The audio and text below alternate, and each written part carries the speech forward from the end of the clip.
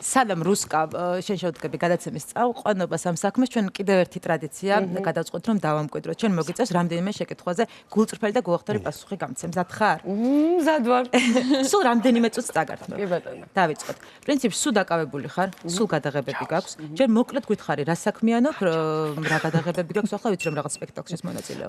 ეხლა კონკრეტულად გადაღებები არ მაქვს, ზაფხულში მქონდა და დადგება ფილმი დეკემბერში, მაქვს თეატრში რეპეტიციები, სადაც შევედი ოთარეგაძის სპექტაკლში, ანუ დადგმულ სპექტაკლში უკვე შევედი 2 დღეში, იმიტომ რომ სამწუხაროდ ვარ საბედნიეროდ ეს მსახიობი ვინც ჩემ როლს თამაშობდა დეკრეტში გავიდა, ასე ვთქვათ. ამის რეპეტიციები მქონდა, ეს ექსტრემალურად შევედი ამ სპექტაკლში და ძალიან მალე ვემზადები ახალი ეთერისთვის, ისე GDS-ზე და ერთი სული მაქვს. ამაზე აუცილებლად ვისაუბრებ, თუმცა მანამდე კამერები, ტელევიზია, სცენა, სერიალები, ეს არის შენი ცხოვრება. აი ამ ყველაფრის გარეშე წარმოგიდგენია? შენი ყოველდღიურობა. ამ ყველაფრის გარეშე არ წარმომიდგენია. პლუს თეატრის გარეშე ცხოვრება არ წარმომიდგენია და უკვე ტელევიზიის გარეშე ცხოვრებაც არ წარმომიდგენია. თუმცა აი სცადე და წარმოიდგინე როგორი იქნებოდა შენი ცხოვრება, რომ არა ყველა ეს დეტალი და რა სიტუაციაში წარმოგიდგენია შენი თავი? ვაი, მე რთული შეკითხვა არ ვიცი. ალბათ ყოველთვის შევეცდებოდი, რომ ისე შემოუჭრილიყავი აქაურობაში, იმიტომ რომ ძალიან რთულია მარტო ერთი საქმის კეთება. ანუ უნდა რაღაც ყველაფერი ერთად რაც გეხერხება, ვთქვათ, ეს ბჭყალებში, ყველაფერს ერთად მოედო. ოღონდ რაც გეხერხება და რაც არ გეხერხება, იმას თავი უნდა დაანებო. გონია რომ როდესაც რაიმე საქმეს იწყებ, რაღაცა თავით ხარ ჩარგული და მთლიანად მობილიზებული ხარ იმ კონკრეტულ მოვლენაზე, ხო? როგორ ისვენებ? აი სიტუაცია ამიღწერე, თუნდაც სახლში როცა ხარ, თუ შენთვის დასვენება არის მეგობრებთან ერთად წასვლა კლუბი. იცი რა, კი, არის ხოლმე შემთხვევები, როდესაც ძალიან დაღლილი ვარ, ვთქვათ, ერთი კვირაც არ მძინებია, მაგრამ მეგობრებთან ერთად წავსულვარ, იმიტომ რომ ეს რაღაცნაირი სხვაგან ტვირთვა არის. სახლში ერთ დღეზე მეც გამორიცხულია, ვერ ვძულებ ერთი დღე, შემიძლია გავძლო. მე კი შეიძლება ვიწუწუნო, რომ ძალიან დავიყარე. გამორიცხული ერთ დღეზე მეტი მე სახლში ვერ ვჩერდები, აუცილებლად გავდივარ გარეთ. საქმე როცა არის, აუცილებლად დღე და ღამე იმაზე ვფიქრობ, აი ამ კონკრეტულ რაღაცაზე და მაგით ძალიან ვიყლები. დღეს შუადღეს გადაცემის წამყვანი ხარ და უცბად მოგიყვები, როგორი რეჟიმი გვაქვს ჩვენ. კვირაში 5 დღე ვმუშაობთ აქტიურად და დღეში გვაქვს 5 თემა, 5 განსხვავებული თემა. შესაბამისად, კვირაში 25 თემას ვამზადებ. შენ რამდენად ცნობის მოყარა ხარ და მაინტერესებს, აი ამ ტიპის რეჟიმს მოერგებოდი თუ შენთვის დისკომფორტი იქნებოდა? არა, მე ძალიან ცნობის მოყარე ვარ, ზედმეტად ცნობის მოყარე ვარ, ყველაფერი მაინტერესებს ყოველთვის. და არ ვიცი, ამდენ თემას ერთად რო ამზადებთ, ძალიან რთულია ალბათ ხოჭახ თქვენ. მაგრამ ცდიდი? არა. ზოგადად რისკიანი ხარ? ხო, აი მაინტერესებს რისკიანი ხარ თუ ფრთხილი ხარ გადაწყვეტილებებს? მაგრამ რაღაც გადაწყვეტილებებს ფრთხილად ვიღებ ხოლმე, რაღაც გადაწყვეტილებებს არა. რაღაცებს ტყუილა ვეჭიდები ხოლმე, მაგრამ აუცილებლად ვცდი ხოლმე, იმიტომ რომ რისკის გარეშე ეს ცხოვრება წარმოვიდგენელი. ყოფილა შემთხვევა რაღაცა ცადე და არ გამოგივიდა და აი იმედგაცრუება გრჩება მაშინ. კი, მაგრამ როგორ ვარ, იცი რაღაცა არა, როდესაც რაღაცა არ გამომდის, ადრე ვანებებდი თავს. და ეხლა უკვე ეს პერიოდი ვეჭიდები ამ საქმეს და ვცდილობ რომ გამოვიყვანო და გამომდის. ახალ ამბებს კითხულობ? გჭირდება რომ იცოდე რა ხდება შენს გარშემო თუ შენი ცხოვრება უკვე საკმარისად დატვირთულია რაღაც ახალი ამბები ისე რა, იმდენად მართლა დატვირთულია რომ ესე ახალ ამბებს გაზეთს არ ვკითხულობ და არც საინფორმაციო არ უყურებ და ზედმეტად აპოლიტიკური ვარ, საერთოდ არც კი ვიცი პოლიტიკოსების სახელები და გვარები, გინდა იჯერეთ, გინდა არა მართლა ზედმეტად აპოლიტიკური ვარ, არ მაინტერესებს. აღნიშნე რომ ცოტა ხნის წინ სპექტაკლი გქონდა და რაღაც 2 დღეში მოგიწია შესვლა. აი ეს ექსტრემალური სიტუაცია შენთვის რამდენად დამთრგუნველი და სტრესია? აი გუშინ ვამბობდი მართლა როგორ ეს ექსტრემალური სიტუაციები უკვე აღარ შემიძლია თქვენ, იმიტომ რომ ძალიან ხშირად შევსულ ვარ სპექტაკლებში ეს ექსტრემალურ სიტუაციებში 2 დღეში, 1 დღეში, 3 დღეში. ძალიან რაღაც სხვა შეგრძნება არის, როდესაც პრემიერის უკვე დიდი ხნის ნარეპეტიცია სპექტაკლს ვთამაშობ პრემიერაზე, სხვა ღელვა აქვს რა თქმა უნდა და როდესაც უკვე დადგმული სპექტაკლის არსებული პერსონაჟის როლზე შედიხარ 2 დღეში. ნუ ეს საერთოდ სხვა შეგრძნება გული გაქვს ამავარდნაზე და ძალიან სასიამოვნო შეგრძნება, როდესაც უკვე სცენაზე გადიხარ. ადრენალინი რო. ხო, რაღაც საოცარი ადრენალინია, იმიტომ რომ ხვდები რომ რაღაც მომენტში შეიძლება დაგავიწყდეს ის ტექსტი, რაც გუშინ ისწავლე. და ეს რაღაცა მოწონს აი ეს ხო და ეს ყველაფერი რომ თავდება, მე ისეთი კარგი შეგრძნება ვერ აგიხსენ, აი რაღაც საოცარი შეგრძნება, როდესაც ეს ყველაფერი მოახერხე და შენი თავით ხარ კმაყოფილი და რა ვიცი, რომ გიხარია რომ რაღაც შეძელია. რუსკა, გააქვს დღეს შენი მის ფუფუნება, რომ როლი შენ თვითონ შეერჩიო? არა. და რასაც გთავაზობენ, თან ხვდები თუ არის შემთხვევა, რომ არის როლი, რომელსაც არ ითამაშებ. ექსფუფუნება მაქვს, რომ რაღაც როლები, რომელიც თქვა არ მომწონს, არ ვითამაშო.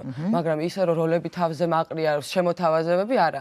თეატრში ვარ, დასში ვარ და შესაბამისად კარგ როლებზე მონაწილეობენ, რაზეც ყოველთვის კმაყოფილი ვარ. ჯერჯერობით უარი არ მithქვამს. თუმცა არის როლი, რომელსაც არ ითამაშებ და პერსონაჟი, რომელსაც ვერ და არ განასახიერებ. არა, ვერ არა. არ არის. არა, მსახიობისთვის არ უნდა არსებობდეს სიტყვა ვერ, ალბათ არ. როგორი პერსონაჟების თამაში უფრო გიადვილდება? ტიპაჟი როგორ უნდა იყოს? ხშირად ხედავენ კომიკურ ტიპაჟად, მაგრამ მე ვაწვევი რომ მეტად ტრაგიკული შემიძლია ვითამაშო თქო და ამის სრულდა ეს სურვილი და ვთამაშობ კიდეც მძიმე როლებს. უფრო მეტად ჩემთვის ეხლა უკვე საინტერესო მძიმე როლებია, როგორც თეატრში, ასევე კინოში. სხვადასხვა ერთ-ერთ ჟურნალში შენ ინტერვიუს კითხულობდი და ასეთ რამ ამოვიკითხე, რომ სერიალის გოგონა გარეუბნიდან გასვლის შემდეგ მივხვდი, რომ მსახიობობა გინდოდა. ეს სიმართლეა თუ? ეს ტყუილია. არ არის ესე. თქვი შენი ვერსია, როდის გადაწყვეტე რომ მსახიობი იქნება? ჩემი ვერსია გადავწყვიტე მსახიობობა, როდესაც ვიყავი 5 წლის. მართლა? კი. და აი რამ გადაგაწყვეტინე? უბრალოდ გადამეწყვიტინე იმან, რომ დედაჩემის მაშინ იმ პერიოდში, როდესაც მე და ჩემი და პატარები ვიყავით, სწავლობდა თეატრალურ უნივერსიტეტში, ინსტიტუტი იყო მაშინ და სულ დავდიოდით რეპეტიციებს და სულ ვიყავით აუდიტორიებში, სულ მე რეპეტიციების მერე მივყავდით ხოლმე თეატრში. და მე სახში უყურებდი ხოლმე გადაღებულ თამბიკოს ვიდეოებს და ამან გადამაწყვეტინე, რომ აუცილებლად მე არ მიფიქრე ბევრი, საერთოდ არ მიფიქრე. ბავშვობიდანვე მომდევს რომ მე უნდა ვიყო მსახიობი. სურვილი არ შეგცვლია ხო ამდენი წლის განმავლობაში, იმიტომ რომ ბავშვობაში მე ბალერინობაზე ვოცნობდი, შემდეგ მსახიობობაზე და შემდეგ ჩამოვყალიბდი რომ ჟურნალისტი ვიყო. მიზანი იყო ყოველთვის მსახიობობა, არა. ყველგან სადე ხო ბედიეს იქნება თეატრი, კინო, სერიალი, ტელევიზია. ყველაზე კომფორტული შენთვის რომელია? მუშაობის პროცესში. იცი რა, ადრე გეტყვი რომ თეატრს, მაგრამ ეხლა გეტყვი რომ თეატრის და კინოს ორივე ერთად ძალიან კომფორტულია და პლუს ეხლა უკვე ტელევიზიაშიც გახდა ჩემთვის კომფორტული, იმიტომ რომ სხვა ტელევიზიებში თქვათ ვერ გრძნობდი თავს კომფორტულად და ეხლა უკვე ძალიან კომფორტულად მოვერგე იმ გადაცემას, რომელიც მე და კახას მიყვავს და ძალიან თავისუფლად და ძალიან კარგად გრძნობ თავს და სიამოვნებას ვიღებ. ანუ პირველი არის რითიც სიამოვნებას ვიღებ. კაი, მოდი განვავრცოთ ეს თემა. სულ მალე დაიწყება ერთ-ერთის მორიგი სეზონი. ისე შენ ხარ წამყვანი. გამოცდილება იყო შენთვის რაღაცა ახალი, ხო? კი, ნამდვილად ახალი, იმიტომ რომ აბსოლუტურად განსხვავებული შოუ არის. ესეთი შოუები არ გადის საქართველოში, ესეთი ხარისხიანი. და კი, გამოცდილება ძალიან დიდი გამოცდილება, პლუს ძალიან კარგი გუნდია, რომელიც ძალიან გვეხმარება ყველაფერში, ძალიან კარგ სცენარი იწერება და პლუს მაქვს თავისუფლება, მყავს ფანტასტიკური პარტნიორი, რომელიც ჩემი ძალიან ახლო მეგობარია. თურმე ნერვებს უშლი თურმე ხო და ანუ ეს იმდენად მეხმარება იმაში რომ ვიყო თავისუფალი არავინ ყურში არ ჩამჩხავის რომ რაღაც ყველაფერი მშვიდა და წყნარად მიმდინარეობს და თავისუფლება მაქვს რასაც მინდა ნორმის ფარგლებში ვაკეთებ და ამიტომაც თავს ძალიან კომფორტულად და სიამოვნებს ეს ყველაფერი ამიტომ გიждები ამ გადაცემას დავაანონსოთ ხო კიდე ერთხელ სულ მალე დაიწყება ერთი ახალი სეზონი და ცალცრად კარგი მონაწილეები არიან მე რამდენიმე მათგანი ვიცი მაგრამ რა თქმა უნდა არ ვთვლით ჯერ ეს რაღაცა კონფიდენციალური ძალიან ელოდება რაც მთავარია, როდის დაიწყება, მალე, ძალიან მალე. ყველა ამბობს, რომ რუსკაც ეკავს საოცრად. საოცრად. ეს აღმოაჩინე მაშინ, როცა 5 წლის იყავი და გადაწყვეტე, რომ მსახიობობა გინდოდა? არა, ეს აღმოაჩინეთ როდის, იცი, როდესაც წამიყვანეს ტანვარჯიშზე, იმიტომ რომ საოცრად გაღუნული ფეხები მქონდა, რომ გაესწორებინათ ჩემს. შენ გაქვს უნიკალური ფეხები და ძალიან ახლა ცოტა მაქვს ძალიან გაღუნული მქონდა. საოცრად გაღუნული, წვრილი გაღუნული ფეხები მქონდა და გამრიკვამ შემიყვანა და დაჩემა, იმიტომ რომ ეს რაღაც ტანვარჯიში, ანუ ძალიან პლასტიურს ხდის ფეხს და აქტებს და ანუ რომ გაესწორებინათ ეს საოცრად გაღუნული ფეხები. მე ისე მოხდა რომ მე რაღაც თითქოს გამოვიდა ცეკვა, გამოვიდა ეს ტანვარჯიში, მე შევედი რაღაც პატარ-პატარა ცეკვებზე და ბოლოს ხორეოგრაფიულში ჩავაბარე, რომელიც ძალიან დამეხმარა. მე გამოვედი ანუ პროფესიული გაკვეთილებიც გავლილი გაქვს. კი, პროფესიული გაკვეთილებით ძალიან გავლილი მაქვს, მაგრამ საოცრად სუსტი ვიყავი კლასიკურ ბალეტში და მაგრამ ეხლა ეს ყველაფერი ძალიან მეხმარება სცენაზე დგომაში. შეგიძლია ადგენდა გვაჩვენო ეხლა როგორი ფეხები გაქვს, გაღუნული მქონდაო, პატარა რო ვიყავიო და აი რა ეს მაგეთ. კარგი, უბრალოდ უნიკალური ფეხები გაქვს, გაიარ გამოიარე. არ მაქვს უნიკალური ფეხები, ჩვეულებრივი ფეხები მაქვს. ვინ დაიჯერებს ახლა რომელი ტელემაყურებელი რომ ბავშვობაში ქონდა გაღუნული ფეხები? მე ფოტოც უნდა წამოვიღო და მეჩვენები. არა, ჯერა. იმიტომ რომ გონია რომ გულწრფელი ხარ, ხო, როცა მგზავრი. მეტად.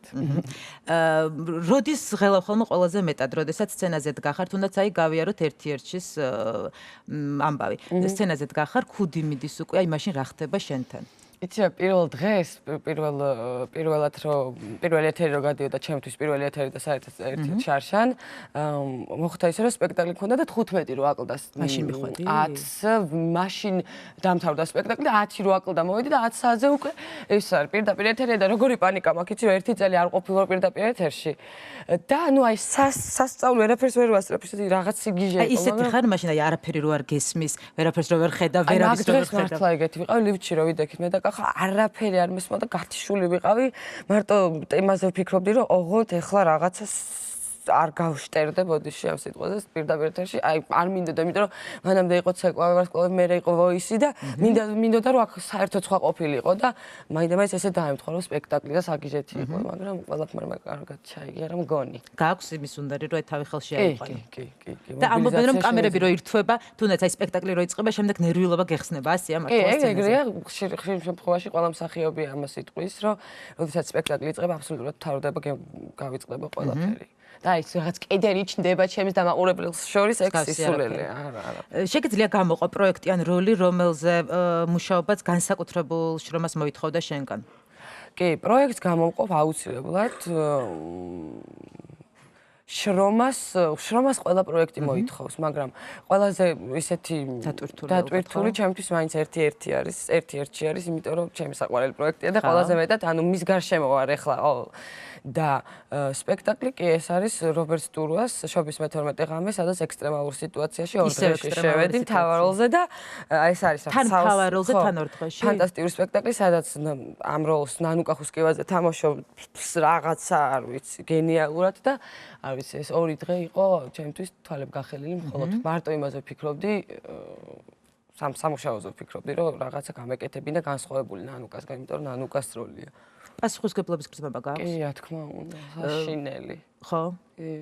იმდენად რომ ხანდახან შემაწუხებელი ხდება. კი, სულ ღელავს ხვაზე, რომ აი ეხლა ის ხო ეხლა ნუ აი მოკლედ ძალიან.